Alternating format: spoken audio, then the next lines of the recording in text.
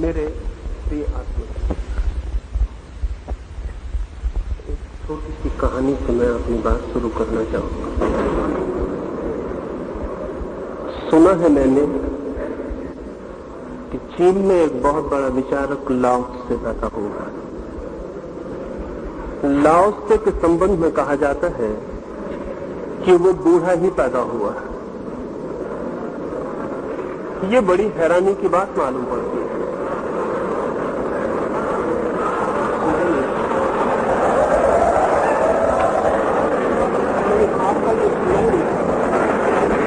लाओ त्से के संबंध में ये बड़ी हैरानी की बात कही जाती रही है कि वो बूढ़ा ही पैदा हुआ। इस पर भरोसा आना मुश्किल, मुझे भी भरोसा नहीं और मैं भी नहीं मानता कि कोई आदमी बूढ़ा पैदा हो सकता है। लेकिन जब मैं इस हमारे भारत के लोगों को देखता हूं तो मुझे लाओ त्से की कहानी पर भरोसा आना शुरू हो जाता है। ऐसा मालूम होता है कि हमारे देश में तो सारे लोग बूढ़े ही पैदा होते हैं। मुझे कहा गया है कि युवक और भारत के भविष्य के संबंध में थोड़ी बातें आपसे कहूं तो पहली बात तो मैं ये कहना चाहूंगा, सुनाई नहीं पाता देखकर लाओ त्से की कहानी सच मालूम पड़ने लगती है। इस देश में जैसे हम सब बूढ़े ही पैदा होते हैं। बूढ़े आदमी से मतलब सिर्फ उस आदमी का नहीं है जिसकी उम्र ज्यादा हो जाए, क्योंकि ऐसा भी हो सकता है कि आदमी का शरीर बूढ़ा हो और आत्मा जवान हो, लेकिन इससे उल्टा भी हो सकता है। आदमी का शरीर जवान हो और आत्मा बूढ़ी हो। भारत के पास भी जवानों की कोई कमी नहीं, लेकिन जवान आत्माओं की बहुत कमी है। और जवान आत्मा को बनाने वाले जो तत्व हैं उनकी बहुत कमी है। चारों ओर युवक दिखाई पड़ते हैं, लेकिन युवक होने के जो बुनियादी आधार हैं उनका जैसे हमारे पास बिल्कुल अभाव है। मैं कुछ प्राथमिक बातें आपसे कहूं। पहली तो बात, युवक मैं उसे कहता हूं जिसकी नजर भविष्य की ओर होती है, फ्यूचर की ओर होती है, जो फ्यूचर ओरिएंटेड है। और बूढ़ा मैं उस आदमी को कहता हूं जो पास्ट ओरिएंटेड है, जो पीछे की तरफ देखता रहता है। अगर हम बूढ़े आदमी को पकड़ लें तो वो सदा अतीत की स्मृतियों में खोया हुआ मिलेगा। वो पीछे की बातें सोचता हुआ, पीछे के सपने देखता हुआ, पीछे की याददाश्त करता हुआ मिलेगा। बूढ़ा आदमी हमेशा पीछे की तरफ ही देखता है। आगे की तरफ देखने में उसे डर भी लगता है, क्योंकि आगे सिवाय मौत के, सिवाय मरने के और कोई दिखाई बात पड़ती भी नहीं। जवान आदमी भविष्य की तरफ देखता है, और जो कौम भविष्य की तरफ देखती है वो जवान होती है। जो अतीत की तरफ, पीछे की तरफ देखती है वो बूढ़ी हो जाती है। ये हमारा मुल्क सैकड़ों वर्षों से पीछे की तरफ देखने का आदी रहा है। हम सदा ही पीछे की तरफ देखते हैं, जैसे भविष्य है ही नहीं, जैसे कल होने वाला नहीं है। जो बीत गया कल है वही सब कुछ। ये जो हमारी दृष्टि है ये हमें बूढ़ा बना देती है। अगर हम रूस के बच्चों को पूछें तो वे चांद पर मकान बनाने के संबंध में विचार करते मिलेंगे। अगर अमेरिका के बच्चों को पूछें तो वे भी आकाश की यात्रा के लिए उत्सुक हैं। लेकिन अगर हम भारत के बच्चों को पूछें तो भारत के बच्चों के पास भविष्य की कोई भी योजना, भविष्य की कोई कल्पना, भविष्य का कोई भी स्वप्न, भविष्य का कोई उटोपिया नहीं है। और जिस देश के पास भविष्य का कोई उटोपिया न हो वो देश भीतर से सड़ना शुरू हो जाता है और मर जाता है। भविष्य जिंदा रहने का राज, भविष्य के कारण ही आज हम निर्मित करते हैं, भविष्य के लिए ही आज हम जीते और मरते हैं। जिनके मन में भविष्य की कोई कल्पना खो जाए उनका भविष्य अंधकारपूर्ण हो जाता है। लेकिन इस मुल्क ने न मालूम किस दुर्भाग्य के क्षण में भविष्य की तरफ देखना बंद करके अतीत की तरफ ही देखना तय कर रखा है। हम अतीत के ग्रंथ पढ़ेंगे, अतीत के महापुरुषों का स्मरण करेंगे, अतीत की सारी बातें हमारे मन में बहुत स्वर्ण की होकर बैठ गई हैं। बुरा नहीं है कि हम अतीत के महापुरुषों को याद करें, लेकिन खतरनाक हो जाता है अगर भविष्य की तरफ देखने में हमारी स्मृति बाधा बन जाए। कार हम चलाते हैं तो पीछे भी लाइट रखने पड़ते हैं, लेकिन अगर किसी गाड़ी में सिर्फ पीछे ही लाइट हो और आगे लाइट हम तोड़ ही डालें तो फिर दुर्घटना के अतिरिक्त और कुछ भी नहीं हो सकता। गाड़ी में भी रियर व्यू मिरर रखना पड़ता है, एक दर्पण रखना पड़ता है जिसमें से पीछे से दिखाई पड़े, लेकिन ड्राइवर को हम पीछे की तरफ मुंह करके नहीं बैठा सकते। अतीत का इतना ही उपयोग है जितना रियर व्यू मिरर का एक कार में उपयोग होता है। पीछे का भी हमें दिखाई पड़ता रहे ये जरूरी है, लेकिन चलना भविष्य में है, बढ़ना आगे है, और अगर भविष्य की तरफ देखने वाली आंखें बंद हो जाएं तो दुर्घटना के अतिरिक्त और कुछ भी नहीं हो सकता। भारत का 2000 साल का इतिहास एक्सीडेंट्स का, दुर्घटनाओं का इतिहास। इन 2000 सालों में हम सिवाय गड्ढों में गिरने के किन्हीं ऊंचाइयों पर नहीं उठे। गुलामी देखी है, गरीबी देखी है, बहुत तरह की दीनता और बहुत तरह की परेशानी देखी है, और आज भी हमारे पास भविष्य की कोई ऐसी योजना नहीं है कि हम ये सोच सकें कि आने वाला कल आज से बेहतर हो सकेगा। वरन जवान से जवान आदमी से भी बात की जाए तो वो भी यही कहता हुआ मिलेगा कि कल और स्थिति के बिगड़ जाने का डर, रोज चीजें बिगड़ती चली जाएंगी, ऐसी हमारी धारणा है। इस धारणा के पीछे कुछ कारण, हमने अपने उटोपिया को पास्ट ओरिएंटेड रखा हुआ है। इस देश में हमने जो समय की धारणा की है, जो हमारा टाइम ऑर्डर है, वो ये कहता है कि सबसे अच्छा युग हो चुका, अब आने वाला युग बुरा होगा। सतयुग हो चुका, कलयुग हो रहा है, और रोज हम अंधकार में उतरते चले जाएंगे। जो भी अच्छा था वो बीत चुका। राम, कृष्ण, नानक, कबीर, बुद्ध, महावीर, जो भी अच्छे लोग हो सकते थे वो हो चुके। अब भविष्य में जैसे कोई अच्छे होने का हमें उपाय नहीं दिखाई पड़ता। लेकिन ध्यान रहे, जो भविष्य में अच्छे आदमियों को पैदा हम न कर पाए तो हमारे अतीत के अच्छे आदमी झूठे मालूम पड़ने लगेंगे। अगर हम भविष्य में और श्रेष्ठताएं न छू सके तो हमारे अतीत की सारी श्रेष्ठताएं काल्पनिक और कहानियां मालूम पड़ने लगेंगी, क्योंकि बेटा बाप का सबूत होता है, और अगर बेटे गलत निकल जाएं तो अच्छे बाप की बात सिर्फ मन भुलाने की बात रह जाती, वो गवाही नहीं रह जाता। भविष्य तय करेगा कि हमने अतीत में राम को पैदा किया या नहीं पैदा किया। अगर हम भविष्य में राम से बेहतर आदमी पैदा कर सकते हैं तो ही हमारे राम सच्चे साबित होंगे। अगर हम राम से बेहतर आदमी पैदा नहीं कर सकते तो दुनिया हमसे कहेगी कि राम सिर्फ कहानी है, यह आदमी तुमने कभी पैदा किया नहीं। अगर हम भविष्य में भीख मांगेंगे तो कोई मानने को राजी न होगा कि हमारे पास स्वर्ण की नगरियां थी, और अगर भविष्य में हम सिर्फ गुंडे और बदमाशों को पैदा करेंगे तो नानक पर कितने दिन तक भरोसा रह जाएगा कि ये आदमी हुआ था। ये बहुत ज्यादा दिन तक भरोसा नहीं रह जाएगा। इसलिए पीछे के अच्छे आदमियों को याद करना काफी नहीं है। अगर सच में ये अच्छे आदमी हुए हैं, हम ऐसा दुनिया को कहना चाहते हो, तो हमें इनसे भी बेहतर आदमी रोज पैदा करने होंगे। जो रोज ऊंचाइयां चढ़ते हैं वे ही गवाही दे सकते हैं कि उनके अतीत में भी उन्होंने ऊंचाइयां छुई होंगी।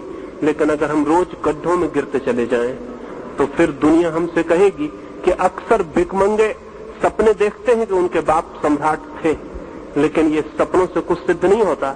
इससे सिर्फ इतना ही सिद्ध होता है कि भिखमंगे कंसोलेशंस खोज रहे हैं, सांत्वनाएं खोज रहे हैं, अपने मन को समझा रहे हैं। भूखा आदमी रात में सपना देखता है राजमहल में निमंत्रण मिलने का, लेकिन रात का सपना ये नहीं बताता कि राजमहल में निमंत्रण मिला है।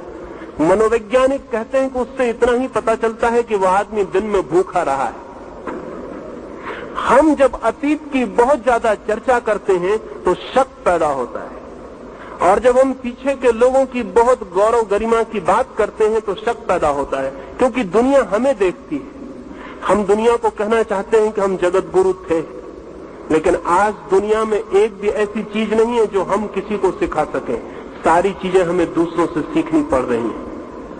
ये जगत गुरु की नासमझी की बात बहुत दिन तक टिक नहीं सकेगी, और आज नहीं कल अगर दुनिया हमारा मजाक उड़ाने लगे और हमसे कहने लगे कि हम जगत गुरु होने का ख्याल इसीलिए मन में पैदा कर लिए हैं क्योंकि हम सारे जगत के शिष्य हो गए हैं, और इस बात को बुलाने के लिए, अपने अहंकार को बचाने के लिए हम इस तरह की बातें कर रहे हैं, तो इसमें बहुत आश्चर्य न होगा। आज सुई से लेकर हवाई जहाज तक भी हमको बनाना हो तो सारी दुनिया में कहीं और हमें सीखने जाना पड़ता है। आज हमारे पास सिखाने योग्य कुछ भी नहीं बचा है। आज हम दुनिया को कुछ भी सिखा नहीं सकते, लेकिन हम ये बात कहे चले जाएंगे कि हम कभी दुनिया के गुरु थे। ध्यान रहे, जब कोई कौम ये बात करने लगती है, पास्ट टेंस में जब कोई कौम बोलने लगती है, तो समझ लेना कि वो दीन हो गई। जब कोई कहने लगे कि मैं अमीर था, तब समझ लेना कि वो गरीब हो गया है। और जब कोई कहने लगे कि मैं ज्ञानी था, तब समझ लेना कि वो अज्ञान में गिर गया है। और जब कोई कहने लगे कि कभी हमारी शान थी, तो समझ लेना कि शान मिट्टी में मिल चुकी है। ये सारी बातें जो हम गौरव की करते हैं, हमारे धूलि में गिर जाने के अतिरिक्त और किसी बात का प्रमाण नहीं। अतीत को देखना उपयोगी हो सकता है, लेकिन अतीत को आंख में रखना खतरनाक है। आंख में तो भविष्य होना चाहिए, आने वाला कल होना चाहिए। जो बीत गया कल, वो बीत गया, उसकी धूल उड़ चुकी है। अब जमीन पर कहीं खोजने से उसे खोजा नहीं जा सकता। अब जिस रास्ते पर हम चल चुके वो रास्ता समाप्त हो गया है, और उस रास्ते पर बने हुए चरण चिन्ह अब कहीं भी नहीं खोजे जा सकते। जिंदगी की कहानी आकाश में उड़ते हुए पक्षियों की कहानी। अगर हम किसी पक्षी का पीछा करें तो उसके पैरों के कोई चिन्ह नहीं छूटते हैं कहीं भी। पक्षी उड़ जाता है, पीछे आकाश खाली हो जाता है। जिंदगी में कहीं कोई चिन्ह नहीं छूटते, जिंदगी में सब विस्मृत हो जाता है।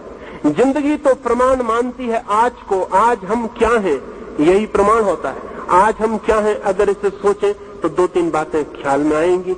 हमसे ज्यादा गरीब आदमी आज पृथ्वी पर दूसरा नहीं, हमसे ज्यादा अशिक्षित कोई कौम नहीं, हमसे ज्यादा अवैज्ञानिक कोई जाति नहीं,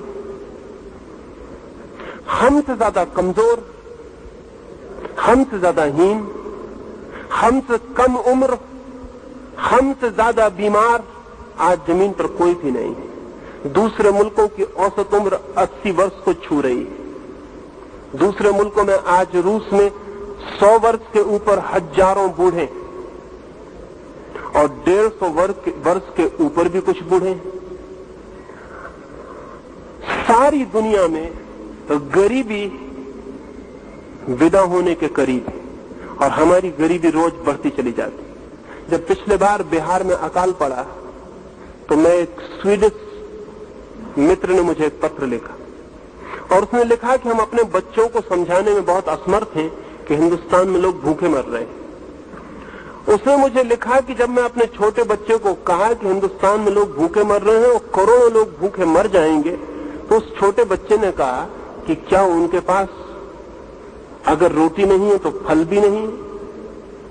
तो उन्होंने कहा नहीं, उनके पास फल भी नहीं है। तो उस छोटे बच्चे ने कहा उनके रेफ्रिजरेटर में कुछ तो बचा होगा। तो उसके बाप ने कहा कि रेफ्रिजरेटर उनके पास है ही नहीं, उसमें बचने का कोई सवाल नहीं। उस बच्चे को समझना मुश्किल हुआ कि कोई कौम ऐसी हो सकती है जहां खाने को भी ना हो। सच में ही स्वीडन के बच्चे को समझना मुश्किल पड़ेगा। उसको मुश्किल इसलिए पड़ जाएगा क्योंकि बच्चा जो देखता है चारों तरफ, न किसी को भीख मांगते देखता है, न किसी को गरीबी में मरते देखता है, तो उसके लिए भरोसा करना मुश्किल है कि जमीन पर ऐसे लोग भी हैं जो करोड़ों की संख्या में भूखे मरने की हालत में आ सकते हैं। अभी एक अमेरिकी अर्थशास्त्री ने किताब लिखी है 1987, और उस किताब में उसने ये घोषणा की है कि 1987 में आज से केवल 7 साल बाद हिंदुस्तान में इतना बड़ा अकाल पड़ सकता है जिसमें कोई 10 करोड़ से लेकर 20 करोड़ लोगों के मरने की संभावना है। मैं दिल्ली में एक बहुत बड़े नेता से बात कर रहा था तो उन्होंने कहा 1987 भी बहुत दूर, अभी तो हमें 1972 की फिक्र, उसके बाद देखा जाएगा। अभी सिर्फ 1972 में जो इलेक्शन होगा उसकी नेता को फिक्र है। 7 साल बाद हिंदुस्तान में 10 करोड़ लोग मर सकते हैं, इसकी सारे दुनिया के अर्थशास्त्री राजी हैं इस बात के लिए कि ये होकर रहेगा, क्योंकि अमेरिका जितना हमें भोजन दे रहा है उतना अब आगे नहीं दे पाएगा, उसकी ताकत रोज कम होती जा रही है। अमेरिका में 4 किसान जितना काम करते हैं उनमें से 1 किसान की सारी ताकत हमें मिल रही है, और अमेरिका की ताकत देने की रोज कम होती चली जाती है। 1985 के बाद अमेरिका हिंदुस्तान को किसी तरह का अन्न देने में समर्थ नहीं होगा, और हम रोज बच्चे पैदा करते चले जाते हैं। हम सिर्फ एक चीज में बहुत प्रोडक्टिव हैं, हम बच्चे पैदा करने में बहुत उत्पादक हैं, हम बच्चे पैदा करते चले जाते हैं। अगर किसी दिन इस मुल्क में 10 करोड़ लोगों को किसी अकाल में मरना पड़ा तो बाकी जो लोग बचेंगे वो भी जिंदा हालत में नहीं बचेंगे, वो भी मरने की हालत में ही बचेंगे। उनका बचना बचने से भी बदतर होगा, उनका बचना शायद मरे हुए लोगों से भी ज्यादा कठिन और दूभर हो जाएगा। लेकिन क्या कारण है कि सारी जमीन पर धन बरस रहा है और हम गरीब होते चले जा रहे हैं? आज अमेरिका में धन बरस रहा है और अमेरिका की कुल उम्र 300 साल की। अमेरिका में जो समाज है आज वो 300 साल पुराना, और हमारी उम्र कम से कम 10,000 साल पुरानी। हम 10,000 साल पुरानी सभ्यता और 300 साल पुरानी सभ्यता के सामने हाथ जोड़कर भीख मांगते हुए खड़े हैं। न हमें शर्म आती, न हमें चिंता पैदा होती, न हमें घबराहट होती, न हमें ऐसा लगता कि हम ये क्या कर रहे हैं। दुनिया में भिखारी तो सदा रहे हैं, लेकिन कोई पूरा देश भिखारी हो सकता है, इसका उदाहरण हमने पहली बार उपस्थित किया है। आज हर चीज की हमें भीख चाहिए, इस भीख के बिना हम जी नहीं सकते। ये कब तक चलेगा? ये कैसे चल सकता है? ये तब तक चलता ही रहेगा जब तक भविष्य को निर्मित करने की हमारे पास कोई दृष्टि नहीं, कोई फिलसफी नहीं जिसमें हम भविष्य को बनाने के लिए आतुर हो जाएं। हम सिर्फ पीछे की बातें करते रहेंगे तो भविष्य को निर्मित कौन करेगा? हम सिर्फ गुणगान करते रहेंगे अतीत का तो भविष्य के लिए श्रम कौन करेगा? तो मैं युवा आदमी का पहला लक्षण मानता हूं भविष्य के लिए उन्मुखता, और बूढ़े आदमी का लक्षण मानता हूं अतीत के प्रति लगाव। जिस आदमी के मन में भी भविष्य के प्रति लगाव है उसकी उम्र कुछ भी हो वो जवान, और जिस आदमी के मन में भविष्य की कोई कल्पना ही नहीं है और सिर्फ अतीत का गुणगान है उसकी उम्र कुछ भी हो वो बूढ़ा है। तो मैं ये आपसे कहना चाहूंगा कि भारत में अभी भी जवान आदमी बहुत कम। एक दूसरी बात भी आपसे कहना चाहूंगा, बूढ़ा आदमी मृत्यु से भयभीत होता है स्वभावतः। मौत करीब आती है तो बूढ़ा आदमी मृत्यु से डरने लगता है। जवान आदमी का लक्षण एक ही है कि वो मौत से घबराता ना हो। अगर जवान आदमी भी मौत से घबराता हो तो उसका मतलब इतना ही हुआ कि वो बहुत पहले ही बूढ़ा हो गया। हिंदुस्तान में मृत्यु का इतना भय है जिसकी कल्पना करनी मुश्किल है। होना सबसे कम चाहिए, क्योंकि हम अकेली कौम है सारी दुनिया में जिनका ऐसा मानना है कि आत्मा अमर है और मरती नहीं। हम सारी दुनिया में ये कहते रहे हैं कि आत्मा अमर है और मरती नहीं। ये बात सच, आत्मा अमर है और मरती नहीं, लेकिन कहने से ये बात सच नहीं होती। और जरूरी नहीं है कि जो लोग कहते हो वे ऐसा मानते भी हो। आदमी का मन बहुत उल्टा है। असल में जो आदमी मरने से डरता है वो भी कह सकता है कि आत्मा अमर है, और अपने मन को समझाने के लिए आत्मा की अमरता के सिद्धांत का उपयोग कर सकता है। हिंदुस्तान को देखकर ऐसा लगता है कि हम मरने से तो बहुत डरते हैं और साथ ही आत्मा के अमरता की बात भी किए चले जाते हैं। अक्सर ऐसा होता है कि बूढ़ा आदमी मंदिर में बैठकर आत्मा के अमरता का शास्त्र पढ़ने लगता है।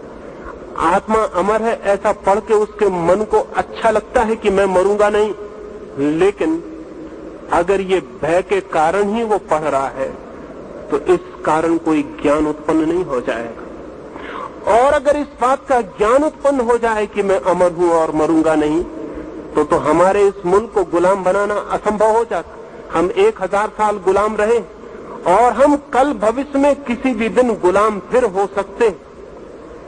हमारे सारे उपाय ऐसे हैं कि हम किसी भी दिन गुलाम हो सकते हैं। लेनिन ने 1920 में एक घोषणा की थी मॉस्को में कि कम्युनिज्म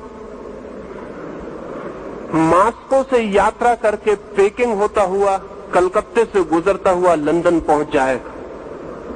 पेकिंग तो पहुंच गया और कलकत्ते में भी पैरों की आवाज सुनाई पड़ने लगी। आज कलकत्ते की सड़कों पर जगह जगह पोस्टर लगे हुए हैं कि चीन के अध्यक्ष माओ हमारे भी अध्यक्ष, चीन के चेयरमैन माओ से तुंग भारत के भी चेयरमैन हैं। ये कलकत्ते की सड़कों पर जगह जगह पोस्टर लगे। हम गुलामी को फिर बुलाने की चेष्टा में लग गए और इसके पहले भी हिंदुस्तान में जितनी बार गुलामी आई हमने बुलाया। 1000 साल गुलाम रहने के बाद भी हमें कुछ अंदाज नहीं है, हम फिर गुलामी बुला सकते हैं। हम नए नामों से गुलामी बुला लेंगे। कम्युनिज्म हिंदुस्तान के लिए गुलामी सिद्ध होगी और आज बंगाल में जो दिखाई पड़ रहा है कल पूरे हिंदुस्तान में दिखाई पड़ेगा। आज बंगाल में जो है वो कल पूरे हिंदुस्तान में फैल जाएगा। इसमें बहुत आश्चर्य नहीं, क्योंकि हम डरे हुए लोग, हम मरने से भयभीत लोग, हम बिना किसी चीज से कुछ भी आए उसे झेलने को सदा तत्पर और उसमें ही संतुष्ट हो जाने के लिए राजी लोग। बूढ़ा आदमी भय के कारण हर चीज से राजी हो जाता है, जवान आदमी लड़ता है। जवान आदमी जिंदगी को बदलने की कोशिश करता है, बूढ़ा आदमी जिंदगी जैसी होती है उसके लिए राजी हो जाता है। बूढ़ा आदमी कहता है सब भाग्य, जवान आदमी कहता है भाग्य हमारे श्रम के अतिरिक्त और कुछ भी नहीं। बूढ़ा आदमी कहता है जो भी कर रहा है भगवान कर रहा है, जवान आदमी कहता है जो भी हम करेंगे भगवान का आशीर्वाद उसे उपलब्ध होगा। जवान आदमी एक संघर्ष और बूढ़ा आदमी एक संतोष, एक सेटिस्फैक्शन। अगर गुलामी आ जाए तो उससे भी संतोष कर लेंगे, गरीबी आ जाए उससे भी संतोष कर लेंगे, जो भी हो जाए उससे हम संतुष्ट हो जाएंगे। संतुष्ट अगर हमने होने की आदत नहीं बदली तो इस मुल्क को भविष्य में और भी महाअंधकार देखने के क्षण आ सकते हैं। मैं अभी बंगाल में था तो बंगाल में जो मुझे दिखाई पड़ा, चाहता हूं पूरे मुल्क के एक एक युवक को कह दूं कि वो गुलामी को निमंत्रण है और बंगाल राजी हो जाएगा। बंगाल में 10-25 आदमी अगर एक सड़क पर एक पुलिस वाले की हत्या कर रहे हैं तो पूरे लोग अपने दरवाजे बंद करके बैठ रहेंगे। वे भीतर बैठ के इस बात की निंदा करेंगे कि बहुत बुरा हो रहा है, लेकिन उस बुरे के खिलाफ लड़ने बाहर नहीं निकलेंगे। अगर एक बस में आग लगाई जा रही तो यात्री बस में चलने वाले उतर के नीचे खड़े हो जाएंगे और खड़े होकर चर्चा करेंगे बहुत बुरा हो रहा है, लेकिन कोई उन आग लगाने वाले 5 आदमियों को रोकने की हिम्मत नहीं जुटाएगा। इतनी कायर कौम कैसे जवान हो सकती, इतना कमजोर चित्त कैसे जवान हो सकता। पूरा बंगाल देखता रहेगा, थोड़े से लोग बेवकूफियां करेंगे और पूरा बंगाल झुक जाएगा और आज नहीं कल पूरा हिंदुस्तान झुक जाएगा। 2 लाख आदमियों की बस्ती में 200 आदमी कुछ भी करना चाहें तो 2 लाख की बस्ती झुक जाएगी और राजी हो जाएगी। हिंदुस्तान पर चीन का हमला हुआ तो सारा हिंदुस्तान कविता करने लगा था, आपको भी पता होगा। सारा हिंदुस्तान कहने लगा था कि हम सोए हुए शेर हैं, हमें छेड़ो मत। तो मैंने कई कवियों से पूछा कि शेरों ने कभी भी नहीं कहा है कि हम सोए हुए शेर हैं, हमें छेड़ो मत। छेड़ो और पता चल जाता है कि शेर है या नहीं। कविताएं करने की जरूरत नहीं होती, लेकिन पूरे हिंदुस्तान ने कविताएं की, जगह जगह कवि सम्मेलन हुए, लोगों ने तालियां बजाई और जिन लोगों ने कविताएं की कोई को पद्मश्री की उपाधि मिल गई, कोई राष्ट्र कवि हो गया, किसी को राष्ट्रपति ने स्वर्ण पदक भेंट कर दिए और चीन हिंदुस्तान की जमीन दबा के बैठ गया। और वो सोए हुए शेर सब फिर वापस कविता करके सो गए। उनका कुछ भी पता नहीं चला कि वो कहां चले गए।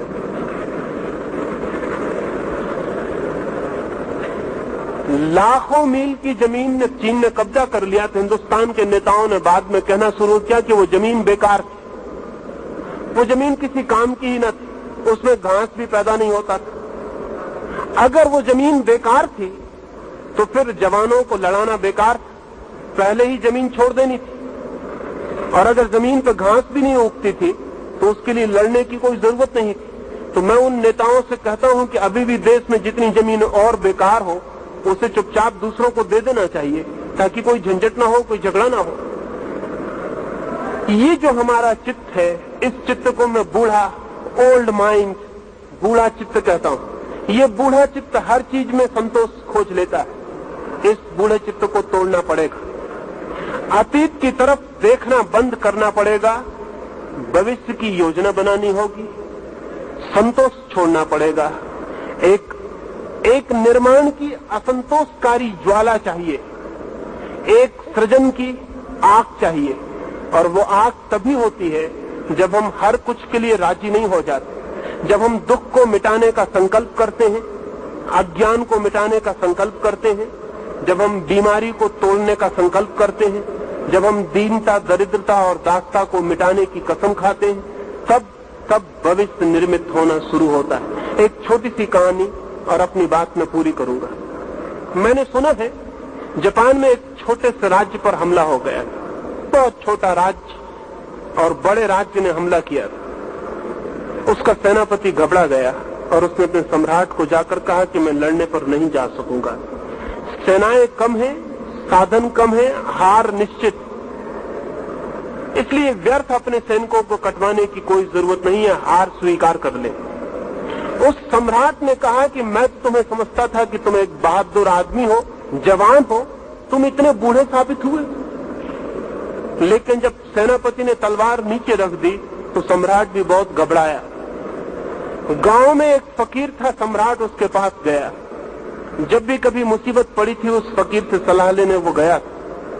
उस फकीर ने कहा कि इस सेनापति को फौरन कारागृह में डाल दो, क्योंकि इसकी ये बात कि हार निश्चित है, हार को निश्चित कर देगी। आदमी जो सोच लेता है वो हो जाता है, और जब सेनापति कहेगा हार निश्चित है तो सैनिक क्या करेंगे, उनकी हार तो बिल्कुल निश्चित हो जाएगी। इसे कारागृह में डाल दो, कल सुबह मैं सेनापति बनकर आपकी सेनाओं को युद्ध के मैदान पर ले जाऊंगा। राजा बहुत घबराया, क्योंकि सेनापति योग्य था, युद्धों का अनुभवी था, वो डर गया। और फकीर जिसे तलवार पकड़ने का भी कोई पता नहीं था, जो कभी घोड़े पर भी नहीं बैठा था, वो युद्ध के मैदान पर क्या करेगा। लेकिन कोई उपाय न था और राजा को राजी होना पड़ा। वो फकीर सेनाओं को लेकर युद्ध के मैदान पर चल पड़ा। राज्य की सीमा पर नदी को पार करने के पहले उस पार दुश्मन के पड़ाव थे। उस सेनापति ने मंदिर के निकट रुककर अपने सिपाहियों को कहा कि मैं जरा मंदिर के देवता को पूछ लूं कि हमारी हार होगी कि जीत। उन सैनिकों ने कहा देवता कैसे बताएगा और देवता की भाषा हम कैसे समझेंगे। उस फकीर ने कहा भाषा समझने का उपाय मेरे पास। उसने खीसे से चमकता हुआ सोने का रुपया निकाला, आकाश की तरफ फेंका और मंदिर के देवता से कहा कि अगर हमारी जीत होती हो तो सिक्का सीधा गिरे और अगर हार होती हो तो उल्टा गिरे। सैनिकों की सांसें रुक गईं, जीवन मरण का सवाल था। वो रुपया नीचे गिरा, वो सीधा गिरा। उस फकीर ने कहा अब तुम फिक्र छोड़ दो, हार का अब कोई उपाय नहीं है। हम हारना भी चाहें तो अब हार नहीं सकते, परमात्मा साथ है। सिक्के को खीसे में रखते हुए युद्ध में कूद पड़े। 8 दिन बाद अपने से बहुत बड़ी फौजों को जीत कर वे वापस लौटे। उस मंदिर के पास से गुजरते थे तो सैनिकों ने फकीर को याद दिलाई कि परमात्मा को कम से कम धन्यवाद तो दे दे, जिस परमात्मा ने हमें जिताया। तो उस फकीर ने कहा परमात्मा का इससे कोई भी संबंध नहीं है, आगे बढ़ो। उन सैनिकों ने कहा आप भूल गए, मालूम होता युद्ध की विजय के नशे में मालूम होता है धन्यवाद का भी ख्याल नहीं। तो उस फकीर ने कहा तुम पूछते ही हो तो मैं तुम्हें राज बता देता हूँ। उसने रुपया निकाल कर दे दिया। वो सिक्का दोनों तरफ सीधा था, उसमें कोई उल्टा हिस्सा नहीं था। वे सैनिक जीते क्योंकि जीत का ख्याल निश्चित हो गया। विचार अंततः वस्तुएं बन जाते हैं, विचार अंततः घटनाएं बन जाते हैं। एडिंगटन का एक बहुत प्रसिद्ध वचन है, things are thoughts and thoughts are things. जिसे हम वस्तु कहते हैं वो भी विचार है, और जिसे हम विचार कहते हैं वो भी कल वस्तु बन सकता है। जिसे हम जिंदगी कहते हैं वो कल किए गए विचारों का परिणाम है। जिसे हम आज कहते हैं वो कल के विचारों का निष्कर्ष, और कल जो होगा वो आज के विचारों का परिणाम होगा। मैं भारत को जवान देखना चाहता हूं, लेकिन भारत के मन को बदलना पड़ेगा तो ही भारत जवान हो सकता है। मैं भारत को बूढ़ा नहीं देखना चाहता हूं। हम बहुत दिन बूढ़े रह चुके, हम बूढ़े हैं हजारों साल से। ये भारत का बुढ़ापा तोड़ना पड़ेगा, इस भारत के बुढ़ापे को मिटाना पड़ेगा। इस भारत के बुढ़ापे को अगर हम नहीं मिटा पाए तो अब तक हमने जो गुलामियां देखी थी वो बहुत छोटी थी। ना तो मुसलमान इतनी बड़ी गुलामी ला सकते थे, ना अंग्रेज इतनी बड़ी गुलामी ला सकते थे जितनी बड़ी गुलामी कम्युनिज्म हिंदुस्तान में ला सकता है। और कम्युनिज्म की गुलामी और भी खतरनाक इसलिए है कि अब तक जो भी गुलामियां थी वे गुलामियां वैज्ञानिक नहीं थी। कम्युनिज्म पहली दफा टेक्नोलॉजिकली वैज्ञानिक ढंग से आदमी को गुलाम बनाने में समर्थ है। आज चीन में आदमियों का माइंड वॉश किया जा रहा है। आदमी को मारने की जरूरत भी नहीं, उसके दिमाग को पूरा धो के साफ किया जा सकता है, जैसे स्लेट पट्टी को धो के साफ किया जा सकता है। ये गुरुद्वारे, ये मंदिर, ये मस्जिद ज्यादा दिन नहीं बचेंगे। अगर हिंदुस्तान पर कम्युनिज्म आता है तो हमारे दिमाग ज्यादा दिन तक नहीं बचेंगे, जो थे वो पोंछ डाले जाएंगे। आज रूस में कहां है गुरुद्वारा, कहां है मस्जिद, कहां है मंदिर? आज चीन में कहां है? वो सब विदा हो गया। मनुष्य के धर्म पर सबसे बड़ा खतरा कम्युनिज्म। अभी मैं आ रहा था तो आपके प्रिंसिपल ने मुझे कहा कि आप धर्म के खिलाफ कुछ मत बोल देना। मैं बहुत हैरान हुआ। मैं बहुत हैरान हुआ कि अगर एक धार्मिक व्यक्ति धर्म के खिलाफ कुछ बोलेगा तो फिर धर्म के पक्ष में कौन बोलेगा? पर उनके भय से मुझे लगा कि धर्म कहीं इतना कमजोर हो गया है कि अपने खिलाफ बोली गई बातों का जवाब देने में भी ताकतवर नहीं मालूम पड़ता है, इसलिए इतना डर है भीतर। लेकिन इतना डर के धर्म बचेगा नहीं। डरा हुआ धर्म कैसे बचेगा? डरा हुआ धर्म नहीं बच सकता। उन्होंने मुझसे कहा कि आप किन्हीं शास्त्रों के खिलाफ कुछ मत बोल देना। जिसके खिलाफ बोला जा सकता है वो शास्त्र ही नहीं है, जिसके खिलाफ नहीं बोला जा सकता वही शास्त्र। और जिसके खिलाफ बोले जाने में डर मालूम पड़ता है वो कमजोर है, वो सत्य नहीं हो सकता। जिसके खिलाफ सारी दुनिया बोलती हो तो भी जिसका रत्ती भर ना टूटता हो वही सत्य है। उतना ही बच जाए तो काफी है, बाकी कचरे को बचाने की कोई जरूरत भी नहीं। लेकिन हम भयभीत, हम बहुत डरे हुए, और इतने डरे हुए लोग धर्म को और शास्त्र को बचा सकेंगे ये मुझे संभव नहीं दिखाई पड़ता।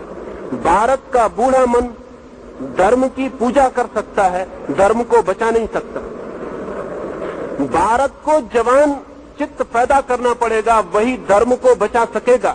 एक और अंतिम बात आपसे कह दूं, अगर हमने सिख धर्म को बचाना चाहा तो धर्म नहीं बचेगा। अगर हमने हिंदू धर्म को बचाना चाहा तो धर्म नहीं बचेगा। अगर हमने जैन धर्म को बचाना चाहा तो धर्म नहीं बचेगा। अगर हमने मुसलमान धर्म को बचाना चाहा तो धर्म नहीं बचेगा। अगर हमने धर्म को बचाना चाहा तो धर्म बच सकता है। असल में जब हम धर्मों को 50 हिस्सों में तोड़ देते हैं तो अधर्म से लड़ने की ताकत कम हो जाती है। अधर्म से लड़ेगा कौन? धर्म आपस में लड़ते हैं, मंदिर मस्जिद लड़ते हैं। कम्युनिज्म से कौन लड़ेगा? हिंदू मुसलमान लड़ते हैं, हिंदू सिख लड़ते हैं, हिंदू जैन लड़ते हैं। आज भी चीन में बौद्धों का मठ गिराया जा रहा है, मुसलमानों की मस्जिद गिराई जा रही है। ईसाइयों का चर्च तोड़ा जा रहा है, फिर भी बौद्ध ईसाई के खिलाफ बोले चले जाते हैं, ईसाई मुसलमान के खिलाफ बोले चले जाते हैं, मुसलमान बौद्धों के खिलाफ बोला चला जाता है। ये धार्मिक आदमी है या पागल हो गए लोग? अगर धर्म को दुनिया में बचाना है तो धर्म को बचाने की तैयारी करनी पड़ेगी, छोटे छोटे मोह छोड़ने पड़ेंगे। मेरा धर्म नहीं बचेगा अब धर्म बच सकता है, और धर्म तभी बच सकता है जब धर्म आपस में लड़ने का पागलपन बंद कर दे। अन्यथा धर्म आपस में लड़ते हैं और अधर्म की तो कोई लड़ाई अधर्म से नहीं होती। ये कितने मजे की बात कि दुनिया में धर्म 350 और अधर्म 1।